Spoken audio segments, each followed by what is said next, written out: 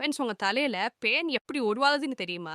அந்த உண்மை மட்டும் தெரிஞ்சுக்கிட்டா நீங்க உண்மையிலேயே அதிர்ச்சி ஆயிடுவீங்க. அத பார்க்கறதுக்கு முன்னாடி உங்க தலையில பேன் என்னதான் பண்ணுதுன்னு தெரிஞ்சுக்கோங்க. ஒரு பேன் உங்க தலையில இருக்கிற ரத்தத்த குடிச்சு தான் உயிர் வாழுது. அதுலயும் ஒரு நாளைக்கு 3ல இருந்து 4 தடவ ரத்தம் குடிக்குமா ஃப்ரெண்ட்ஸ். ஒரு பேனோட ஆயுள் காலமே வெறும் 30 நாள் தான்.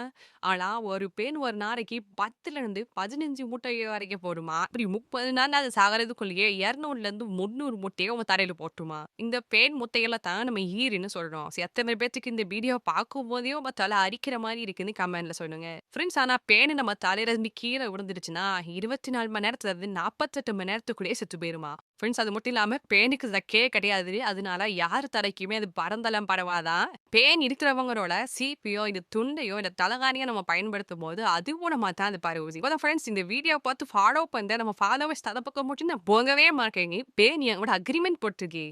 அதனால இப்பவே ஃபாலோ பண்ணிக்கோங்க.